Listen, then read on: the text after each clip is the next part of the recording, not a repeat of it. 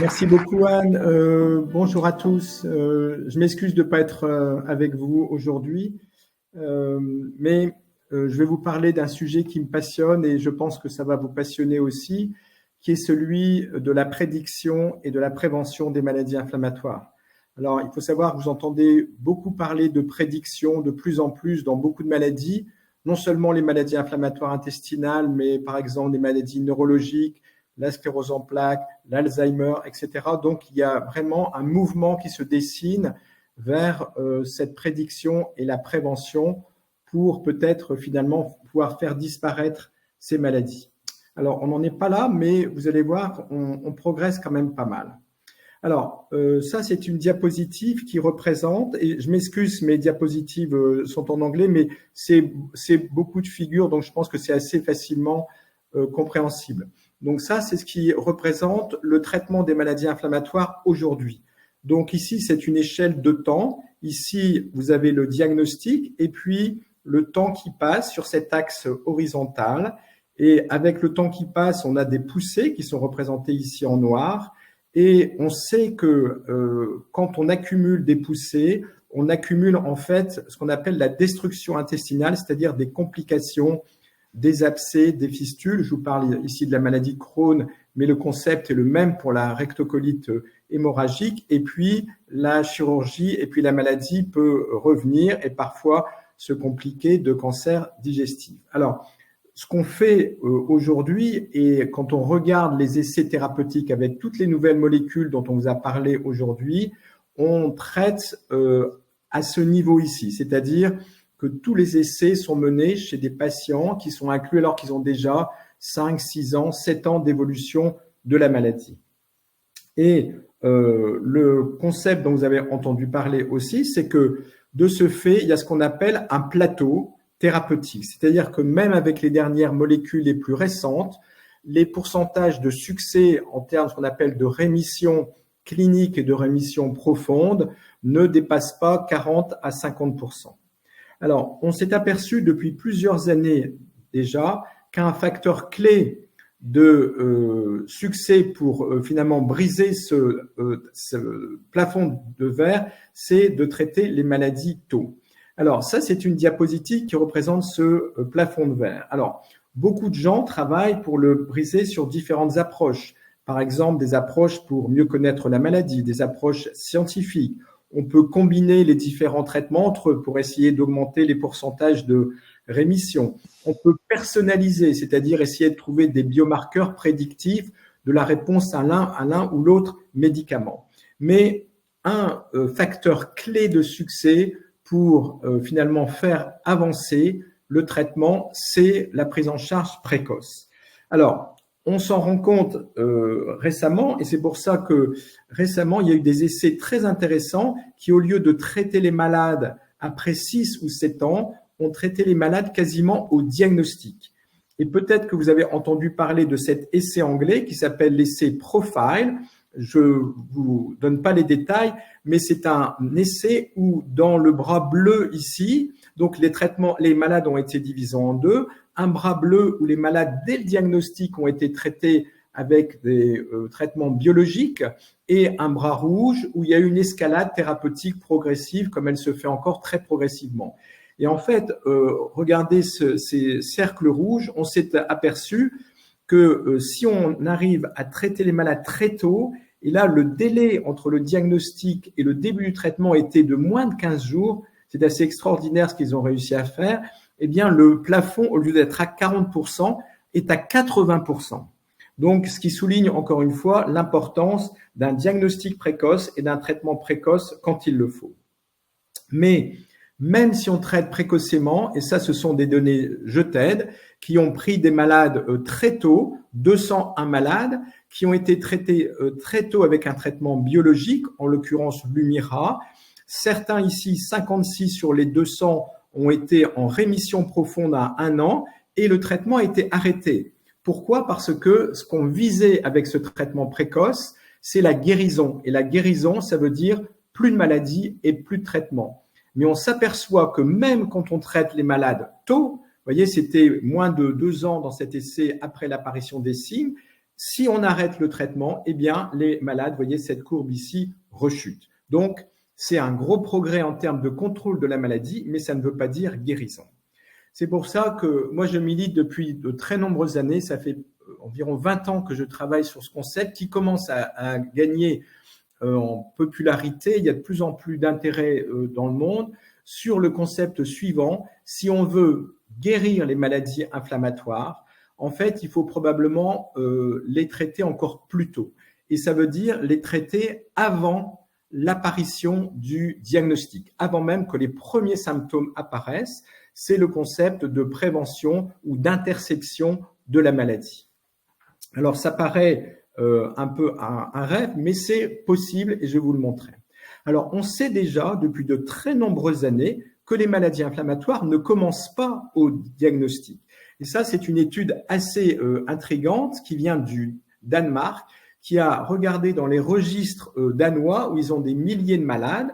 Ils ont regardé qu'est-ce qui se passait des années avant l'apparition de la maladie, donc des malades avec maladies inflammatoires et des sujets contrôlés. C'est des cohortes assez énormes. Et en fait, très curieusement, on voit que jusque 10 ans avant l'apparition, eh bien, il y a déjà une prescription accrue de médicaments, alors même qu'ils n'ont pas de signe clinique de maladies inflammatoires, des médicaments contre l'anémie, contre la douleur, des médicaments pour des problèmes psychologiques, etc. Donc, ça veut dire que probablement, il y a quelque chose qui se passe avant et qu'on ne saisit pas.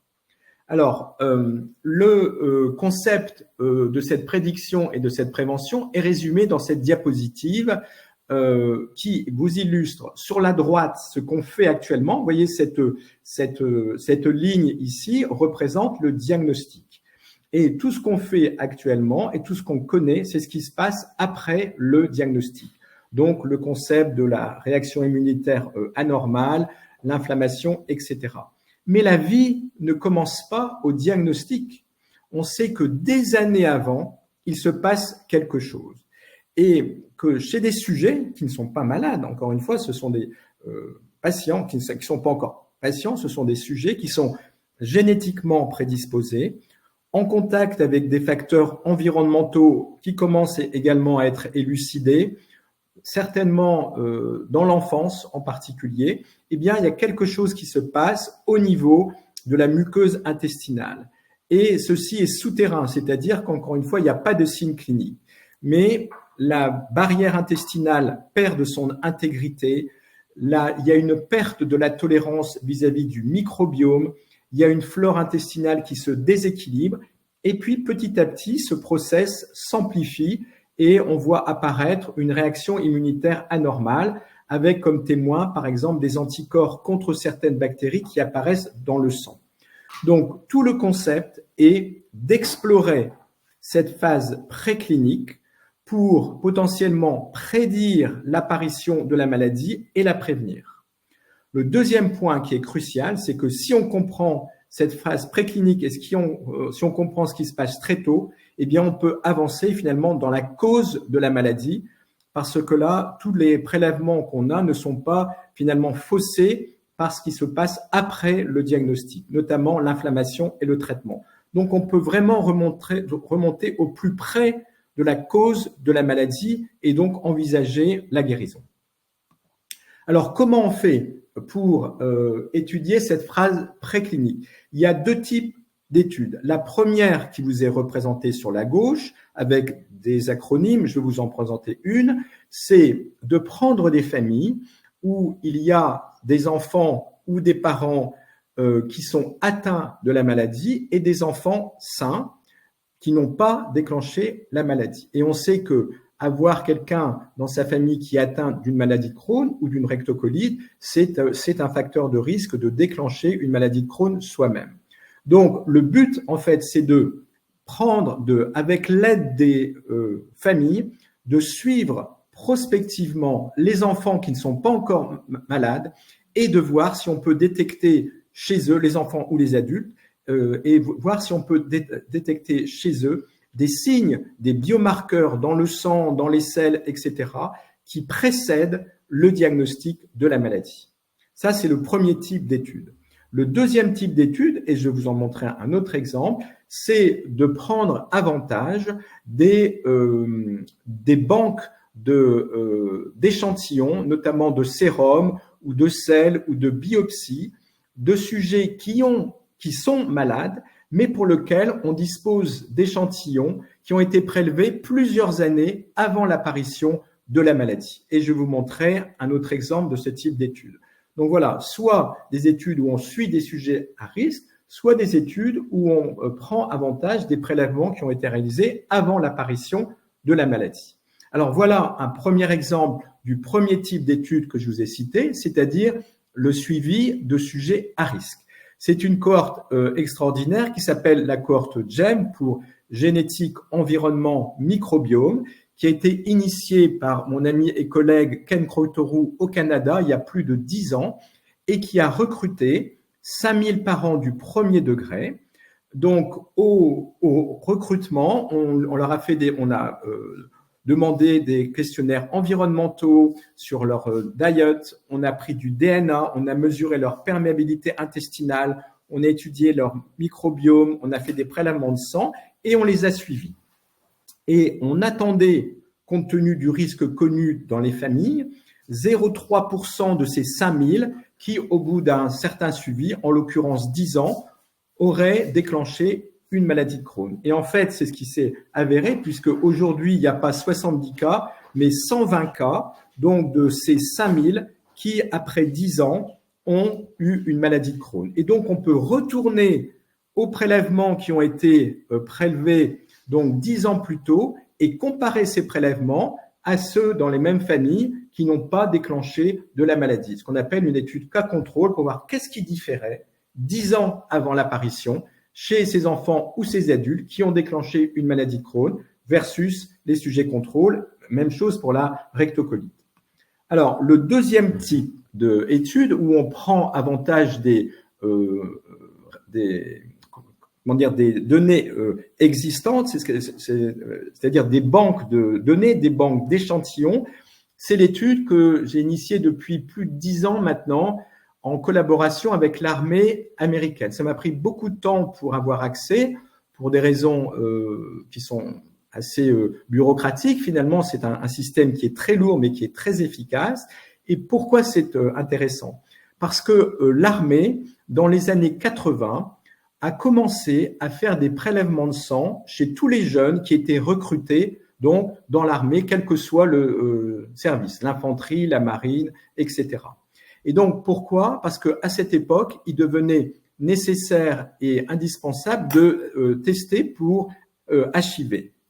Et donc, les jeunes étaient testés et ensuite, ils étaient retestés tous les 2 ans, c'est-à-dire suivis prospectivement. Et puis, tous leurs échantillons de sang ont été gardés. Donc, vous voyez, cette espèce de hangar que j'ai visité, qui est un hangar qui est, où tout est bien congelé, où il y a des millions d'échantillons. Actuellement, il y a plus que 62, il y a environ 80 millions d'échantillons. Et donc ça, ce sont tous les échantillons des recrues de l'armée depuis les années 80. Et bien sûr, comme ce sont des gens jeunes, des gens en général qui sont enrôlés à l'âge de 18 ans, alors bien sûr, c'est surtout des garçons, il y a 20% de filles, mais quand même, parmi tous ces jeunes, eh bien certains ont déclenché au cours de leur vie une maladie inflammatoire, une sclérose en plaques, une polyarthrite, un diabète, etc., etc. C'est-à-dire que c'est une mine de données pour pouvoir étudier ce qui s'est passé avant l'apparition de toutes les maladies, finalement. Donc, pour chaque sujet, par exemple, qui a une maladie inflammatoire, qui a été diagnostiqué à l'armée avec une maladie inflammatoire, et bien sûr, les recrues sont très bien suivies, c'est-à-dire qu'on a toutes leurs données cliniques qui sont illustrées en bas à gauche, on a toutes leurs données cliniques, comment a été fait le diagnostic, la coloscopie, etc., etc. Donc, pour chaque sujet qui est sélectionné, on dispose d'un échantillon au diagnostic, mais d'un échantillon 2 ans avant, 4 ans avant et jusque 10 ans avant.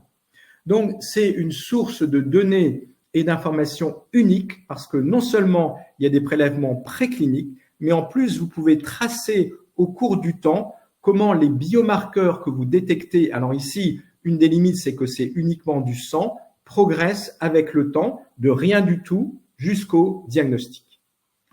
Alors, comment on peut finalement utiliser toutes ces données précliniques, qu'elles soient prospectives ou rétrospectives? Eh bien, il faut trouver des biomarqueurs, c'est-à-dire des marqueurs qui prédisent et qui sont associés au début de la maladie. Il faut combiner ces biomarqueurs pour essayer de bâtir un score de déclenchement, un score de risque, c'est-à-dire est-ce qu'on peut dire en combinant ces biomarqueurs, par exemple qu'un enfant ou un adulte, dans les 2 ou 3 prochaines années qui viennent, alors qu'il n'a aucun signe, a 98% de chances, entre guillemets, de développer une maladie de Crohn. Et puis, bien sûr, ça permet aussi de trouver des nouvelles cibles thérapeutiques parce que on détecte 10 ans avant quelles sont les perturbations du microbiome, les perturbations du système immunitaire qui ne sont pas causées par la maladie, mais qui précèdent l'apparition de la maladie. Et pour finalement, donc le but ultime, commencer des études de prévention. Alors, je vais vous montrer rapidement quelques exemples de ce biomarqueur. Ça, c'est de la cohorte GEM, donc c'est la cohorte des enfants qui ont été suivis prospectivement. Eh bien, ces enfants, quand ils ont été enrôlés, on leur a mesuré la barrière intestinale, c'est-à-dire comment est solide la barrière entre la lumière intestinale et le système immunitaire muqueux. Et il y a un test qui permet de le faire, qui est assez compliqué, mais qui est faisable. On mesure dans l'urine le ratio de 2 molécules, le lactulose et le mannitol. Et on s'est aperçu, donc ça c'est l'étude GEM, que les enfants ou les sujets plus âgés, disons les parents du premier degré qui, 10 ans après, déclenchaient une maladie, et donc qui sont ici en rouge, avaient une perméabilité intestinale accrue 10 ans avant. Donc, c'est la preuve que la perméabilité intestinale accrue est probablement un des facteurs prédictifs importants de la maladie et c'est probablement un des facteurs causaux. Donc, 2 intérêts, bâtir un score prédictif et peut-être, pourquoi pas, trouver une nouvelle cible parce que si on peut renforcer cette barrière, ça pourrait être une cible thérapeutique de prévention. Alors, dans la cohorte prédict, j'ai juste vous montrer quelques échantillons. On est en pleine analyse encore. On a choisi de faire ce qu'on appelle une étude multi-omique parce que on ne savait pas ce qu'on allait trouver. Donc, on a recherché des anticorps contre des microbes. On a fait ce qu'on appelle des études de protéomique. Vous savez, il y a de nombreuses plateformes maintenant qui permettent d'analyser dans votre sang plus de 1000 protéines à la fois, d'autres anticorps contre une cytokine qui est le GM-CSF. On peut étudier votre glycome, c'est-à-dire le profil de vos sucres dans le sang. On peut étudier le virome, c'est-à-dire qu'on peut voir est-ce que vous avez été exposé à certains virus dans l'enfance. Et on peut étudier le métabolome. Donc, il y a beaucoup de biomarqueurs, de plateformes qui sont maintenant disponibles et donc que l'on a étudiés. Alors, je vais vous montrer quelques exemples. Voilà, c'est le premier papier quasiment qu'on a publié à partir de la cohorte de l'armée. Alors, c'est simple. Vous voyez ici, ce petit carré rouge vous représente les anticorps antimicrobiens, le plus connu étant le marqueur ASCA, vous savez, les anticorps anti-Saccharomyces cerevisiae, ou des anticorps anti-flagellines, et leur présence accrue en rouge par rapport à des sujets contrôle, 1 an, 2 ans, 3 ans, jusqu'à 5 ans avant l'apparition de la maladie. Donc, c'était déjà une découverte assez incroyable, c'est-à-dire qu'on s'est rendu compte que les ASCA étaient présents dans le sang des recrues qui développaient une maladie de Crohn 5 ans, et même plus que ça, avant le premier symptôme. Et puis, on a étudié des protéines et on a trouvé de nombreuses protéines pareilles en rouge. Vous voyez sur cette carte, toutes les protéines en rouge sont hyper présentes dans le sang des sujets qui développent une maladie de Crohn, qui ont développé une maladie de Crohn par rapport à des sujets contrôle.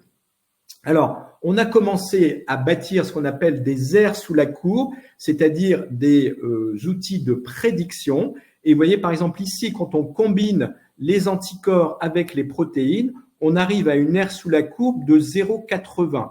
C'est pas mal, c'est-à-dire qu'on peut prédire avec 80% de chance, entre guillemets, si le sujet qui est testé à ce moment-là va déclencher une maladie. Mais c'est pas suffisant pour faire un test prédictif et pour démarrer des études de prévention. Il faut arriver à des valeurs prédictives de l'ordre de 95-98%. Mais c'était déjà un résultat très intéressant. Alors, on a étudié un autre anticorps qui s'appelle les anticorps anti-GM-CSF. Donc, c'est un anticorps qui était déjà connu, qui était déjà décrit chez des patients atteints de maladie de Crohn. Et quand il était présent au diagnostic, on savait que le risque de faire une maladie de Crohn compliquée était plus important. Et là, pareil, de manière très simple, quand on regarde en mauve les sujets qui ont développé une maladie de Crohn versus en vert ceux qui ont développé une rectocolite ou en gris les sujets contrôle, on s'aperçoit que 10 ans avant le premier symptôme, les anticorps sont là dans le sang. Et encore plus étonnant, quand ils sont dans le sang, vous voyez sur cette courbe de survie ici, on voit que quand ils sont présents dans le sang ici en rouge, le risque que le patient, le sujet, déclenche une maladie de Crohn compliquée au diagnostic est beaucoup plus élevé. C'est-à-dire que c'est assez incroyable. Moi, ça m'a changé la vision que j'avais de la maladie de Crohn parce que je pensais que les complications survenaient uniquement après le diagnostic. C'est la première fois qu'on voit qu'en fait, les patients sont peut-être prédestinés plus de 10 ans avant. Peut-être que c'est une maladie différente associée à un risque de complications accru.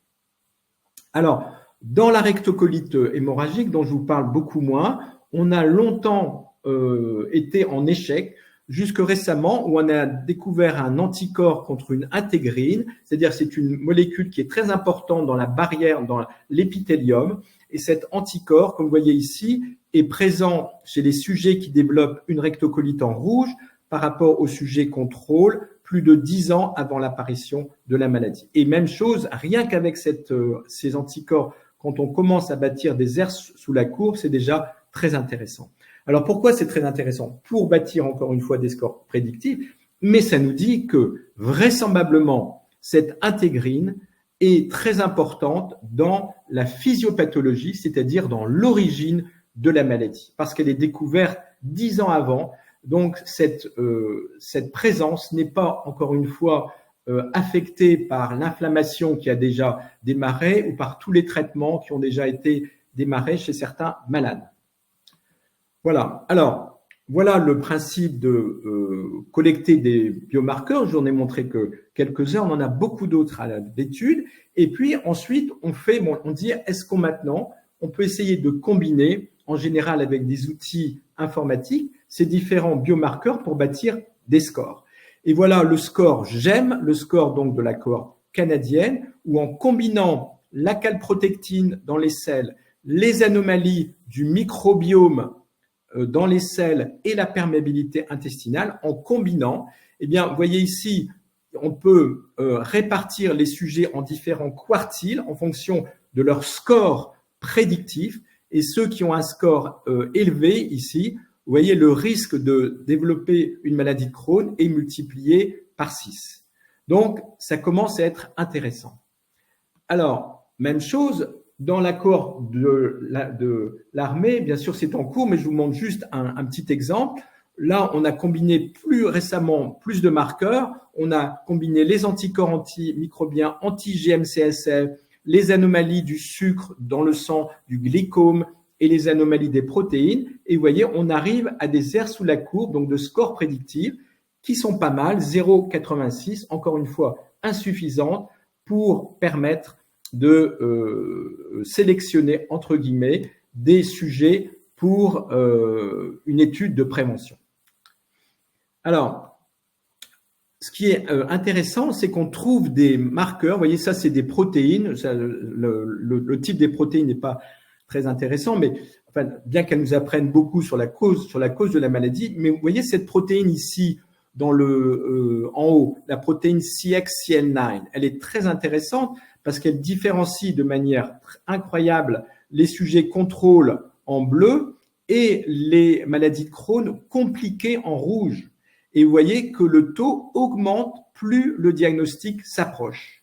Alors que d'autres protéines comme l'interféron gamma différencient les deux, mais la protéine reste stable. Donc, c'est intéressant parce que on peut probablement bâtir un score peut-être 5 ans avant l'apparition de la maladie avec certains marqueurs et peut-être un score qui prédit 2 ans avant l'apparition de la maladie avec d'autres marqueurs et qui est encore plus prédictif. Alors, le problème de tous ces scores, c'est qu'il faut les reproduire. Nous, les études qu'on fait avec l'armée, les gens nous disent oui, mais ce sont surtout des hommes, bien sûr. En plus, ce sont surtout des sujets de race blanche, etc., etc. C'est vrai. Donc, il faut combiner et valider les biomarqueurs. Donc, c'est pour ça qu'on se réunit dans des consortiums. Ce consortium s'appelle PROMIS et il est financé par la fondation Helmsley, où on met en commun tous nos biomarqueurs, certains biomarqueurs qui ont été trouvés à Harvard, les biomarqueurs de la cohorte GEM dont je vous ai parlé, et nos biomarqueurs, et on essaie de voir est-ce qu'ils sont communs à travers les différentes cohortes. Ça, c'est une étape indispensable, c'est l'étape de validation. Ensuite, on peut imaginer, et je vais vous montrer quelques exemples, qu'à partir de tous ces biomarqueurs et de toutes ces informations qu'on commence à collecter sur la vie avant le diagnostic, eh bien, on peut trouver des nouvelles cibles thérapeutiques. Alors, bien sûr, le microbiome en est une évidente. Et ça, c'est l'étude de GEM qui montre ici 20 taxa, donc c'est-à-dire des types de bactéries qui sont représentées ici, peu importe le nom, mais qui sont présentes dans les selles de sujets qui développent une maladie Crohn bien longtemps avant l'apparition de la maladie. Donc, on se dit le microbiome est vraisemblablement important, c'est-à-dire qu'il y a une perturbation du microbiome, quelle qu'en soit la cause, qui est prédictive et peut-être causale. Alors, l'idée, bien sûr, c'est de dire, bon, si le microbiome est une cible, est-ce qu'on peut restaurer le microbiome? Et vous en avez sûrement déjà entendu beaucoup parler. Il y a beaucoup d'efforts. Une possibilité, c'est de changer le microbiome avec les régimes. Et par exemple, avec ce qu'on appelle le régime méditerranéen, dans cette étude GEM, on voyait que les parents du premier degré qui avaient un régime plus de type méditerranéen, eh bien, leur microbiome était meilleur que ceux qui n'avaient pas ce régime. C'est-à-dire que c'est déjà une première indication que peut-être une des sources de prévention, qui serait la plus simple et bien sûr la mieux tolérée, peut-être pas pour tout le monde, ce serait de changer les habitudes alimentaires pour changer le microbiome. Alors, une autre source possible qu'on a trouvée qui est très intéressante, c'est qu'il y a des changements des sucres dans le sang. Et vous voyez ici, ça représente tous ces petits ronds ici, représentent les sucres qui sont surreprésentés en rouge avec des noms de code, peu importe, ou sous-représentés en bleu au diagnostic et jusque 6 ans avant l'apparition de la maladie. Et on s'est aperçu que dans le sang, les sucres sont simplifiés, c'est-à-dire qu'ils sont le profil des sucres dans le sang. Chez des sujets qui développent une maladie de Crohn est anormal, les sucres sont anormalement simplifiés. Alors, pourquoi c'est intéressant? Parce que on peut restaurer le profil des sucres dans le sang, et on sait que le profil dans le sang, sur ces études qui sont marquées en bas, je vous passe les détails, mais quand vous avez des anomalies du profil de sucre dans le sang, ça provoque une inflammation, et on peut restaurer le profil des sucres dans le sang en donnant des glycanes, c'est-à-dire une composition de sucre par voie orale, c'est des sachets et qui restaurent le profil de glycosylation. Autre source très intéressante possible pour la prévention et les premiers essais vont commencer.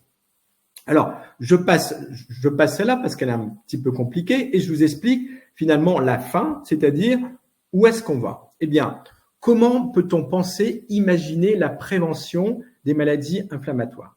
Bien sûr, la prévention, elle ne peut pas être la même chez tout le monde.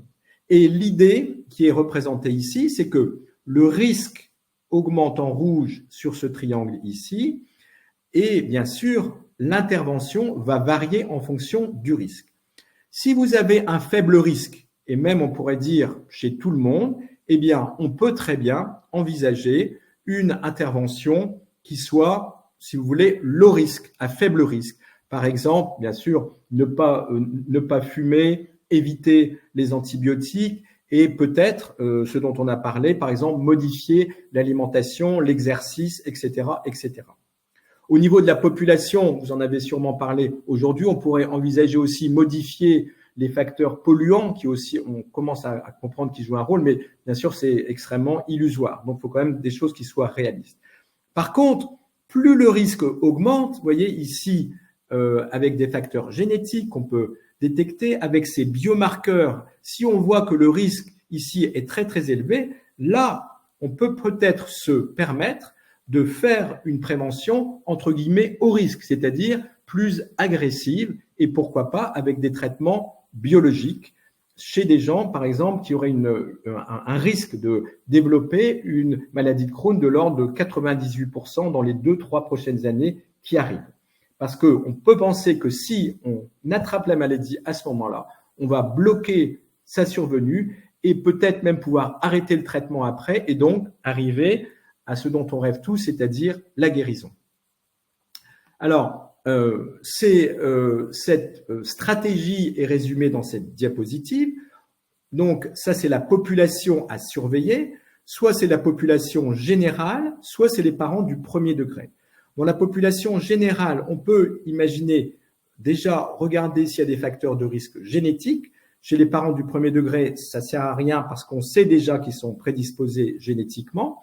Ensuite, on leur fait un test de screening qui doit être simple parce que faire des screenings dans les selles, une perméabilité intestinale, etc., c'est trop compliqué. Donc, on essaie de développer des outils sanguins, un simple test sanguin qui permettrait de dire, eh bien, vous êtes à un risque faible et dans ce cas-là, pas de problème. Il suffit, par exemple, de ne pas fumer et puis de manger un régime équilibré. Donc, vous voyez ce qu'on peut recommander à tout le monde.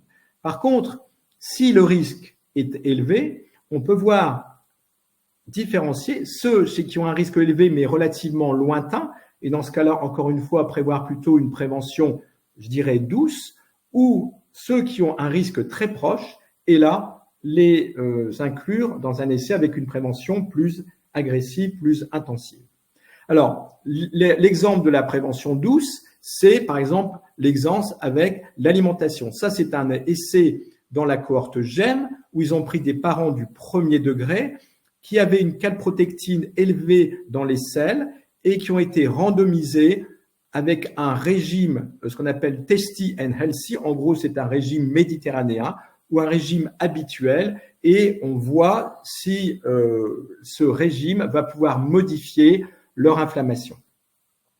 Mais on peut envisager, encore une fois, chez des sujets qui sont plus à risque, des interventions plus, entre guillemets, agressives.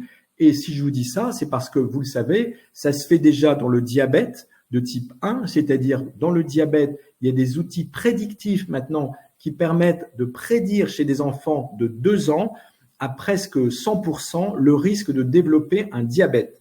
Et la première molécule pour prévenir l'apparition du diabète vient d'être approuvée par la FDA et c'est un traitement à visée immunologique. Les rhumatologistes, bien sûr, nous précèdent aussi et ont déjà commencé des essais de prévention. Ici, c'est un essai qui est extrêmement récent, où ils ont pris des sujets, encore une fois, ce n'est pas des malades, qui avaient des vagues douleurs articulaires. Donc, il y avait quand même des petits signes cliniques, mais pas une polyarthrite, sûrement pas, et qui avaient dans le sang certains marqueurs, des anticorps qui sont connus comme étant associés à la polyarthrite. Et ils ont été randomisés entre un traitement par abatacept, qui ici en bleu, ou pas de traitement. Et on les a suivis et vous voyez qu'après 18 mois, enfin dès le début, ceux qui ont reçu le traitement ont beaucoup moins de risque de déclencher une polyarthrite que ceux qui n'ont pas suivi le traitement. Le problème, c'est que le traitement a été arrêté au bout d'1 an parce que ce sont des traitements quand même relativement intensifs et non dépourvus d'effets secondaires. Et donc on voit que si on arrête le traitement, malheureusement, les deux courbes se rejoignent. Mais c'est un espèce d'essai pilote qui montre le principe. Bien sûr, dans le diabète, c'est déjà en cours. Dans toutes les maladies immunitaires, la sclérose en plaques, la polyarthrite, le lupus, les essais de prévention vont commencer et dans les maladies inflammatoires intestinales également. Alors, où c'est capital, et là je suis certain que vous allez être d'accord avec moi, c'est que tout ça, on ne peut pas le voir, on ne peut pas le bâtir sans être certain que les malades et leurs parents et les familles soient embarqués, c'est-à-dire soient d'accord avec ce principe. Alors, ça, c'est une étude qu'a fait une de mes anciennes internes et collègues maintenant, qui est au Portugal, Joana Torres, qui fait beaucoup d'études sur la prévention aussi, qui a fait une étude avec l'EFCA, peut-être y avez-vous participé, donc l'association de malades européenne, et a demandé par des questionnaires, à quoi êtes-vous prêt pour une prévention en termes de tests et en termes de traitement? Et vous voyez, les réponses qu'on a eues, c'était à la fois des malades et des parents du premier degré. Eh bien, la grande majorité, c'est de dire, OK, moi, je suis d'accord, par exemple, pour que mes parents du premier degré, ou moi, je ne suis pas malade, mais je serais OK pour faire un test sanguin, 80%. Et ça descend, bien sûr, mais jusque 37%, ça m'a étonné, d'accord pour dire, OK, moi, je suis d'accord pour faire quand même une coloscopie. Mais bon, on voit que c'est vraisemblablement ce type d'approche qui est le plus performant. Alors, l'autre partie de l'enquête qui était très intéressante, OK, donc si on vous dit vous êtes à risque, qu'est-ce que vous êtes prêt à accepter? Bien sûr, parce que si les malades n'acceptent pas, on n'y arrivera jamais. Et bien sûr, la plupart des malades, presque tout le monde disait, moi je suis OK pour changer mon régime, faire de l'exercice, OK pour des probiotiques, arrêter de fumer, vous voyez, c'était 60% seulement. Et puis, on descend une transplantation fécale, mais jusque 30% étaient partants avec l'idée, finalement, de faire un traitement immunosuppresseur ou un traitement biologique. Alors, dans ce questionnaire, on n'avait pas stratifié en fonction du risque. Mais parce que je pense que l'acceptation, par exemple, d'un traitement biologique serait peut-être meilleure si on pouvait prédire avec une très forte chance que la maladie, elle est là, elle est en train d'arriver. Mais ça, c'est déjà une enquête très intéressante et on est en train de faire la même aux États-Unis. Voilà, donc pour finir, cette recherche, à quoi elle pourrait aboutir? Eh bien, dans nos rêves, c'est bien sûr, c'est-à-dire la prévention. C'est-à-dire que ici, on arrive à aplatir complètement cette courbe, c'est-à-dire par une intervention ici très très précoce, eh bien, on bloque complètement l'apparition de la maladie. Mais peut-être, et surtout au début, on sera moins ambitieux, peut-être même que si on arrivait à atténuer la présentation de la maladie, c'est-à-dire faire qu'elle ne se présente plus jamais avec des complications au diagnostic, ce serait déjà un gros progrès. Ou la retarder, par exemple, faire qu'on retarde l'apparition de la maladie de 3, 4 ans, 5 ans. C'est par exemple, dans le diabète actuellement, on ne prévient pas complètement, on retarde l'apparition de la maladie chez les enfants. Voilà. Alors, il y a énormément de travaux qui sont en cours et moi, ça me réjouit parce que je dois dire que quand j'ai commencé ça il y a 20 ans maintenant, tout le monde disait c'est pas possible, enfin, c'était quelque chose qui n'était pas du tout envisagé, mais il y a énormément d'études maintenant. Bon, je vous passe par exemple, c'est très important de regarder ce qui se passe dans la petite enfance et on est en train de chercher des facteurs prédictifs, par exemple les microplastiques, l'exposition aux métaux. Et puis, on a un consortium européen qui va démarrer bientôt où on va recruter une cohorte de 10 000 parents du premier degré qu'on va suivre prospectivement et la France devait jouer un rôle important et j'espère que vous pourrez participer avec votre famille à ce travail. Et puis, il y a des essais de prévention qui sont déjà commencés. Un essai chez la maman où on donne un traitement anti-inflammatoire chez la maman qui est atteinte de maladies inflammatoires pour voir si on peut améliorer le microbiome qui est perturbé déjà à la naissance des bébés nés de mamans atteintes de maladie de Crohn. Et puis, un essai avec ces sucres que je dis, les glycanes, qu'on est également en train de commencer. Voilà, alors, vous voyez, ça c'était il y a 4 ans, maintenant 5 ans. On est beaucoup plus maintenant. Donc, je dois remercier bien sûr toute l'équipe, la collaboration de l'armée. Enfin, il y a énormément de gens impliqués et puis toutes les agences qui nous soutiennent, le NIH et puis toutes les fondations, notamment la fondation Helmsley qui nous supporte beaucoup, beaucoup dans cet effort. Voilà, je vous remercie et je serai prêt à répondre à vos questions.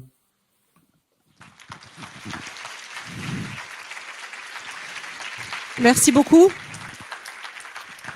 Merci beaucoup Jean-Frédéric, parce que je pense que franchement c'est quelque chose d'assez incroyable en fait ce qui se passe. C'est vrai que cet objectif ou ce changement en fait de paradigme, d'imaginer traiter la maladie avant même qu'elle apparaisse, c'est quand même quelque chose d'assez fort. Et je me souviens effectivement des topos il y a déjà quelques années où ça pouvait paraître complètement fou. Et au fur et à mesure finalement des études que tu as déroulées, on voit que c'est, enfin, en tout cas, moi, je peux imaginer maintenant que c'est possible. Et quand on voit aujourd'hui la véritable épidémie de cette maladie, c'est-à-dire vraiment des maladies en augmentation, où on voit aussi des cas, en effet, chez les enfants, chez les adolescents, à quel point ça pourrait être utile, en effet, soit de retarder, soit d'éviter qu'on ait des maladies trop sévères, soit carrément d'éviter la maladie en stratifiant les risques ou les facteurs de risque enfin, chez les personnes. Et je trouve aussi intéressant d'ailleurs de voir un petit peu comment il y a une acceptabilité ou non de ces tests en fait prédictifs qui permettraient éventuellement de pouvoir prévenir la maladie. Donc je trouve que c'est vraiment un topo qui donne une perspective en fait pour le futur que je trouve très optimiste, enfin en tout cas qui donne beaucoup d'espoir sur contrôler la maladie et contrôler l'épidémie.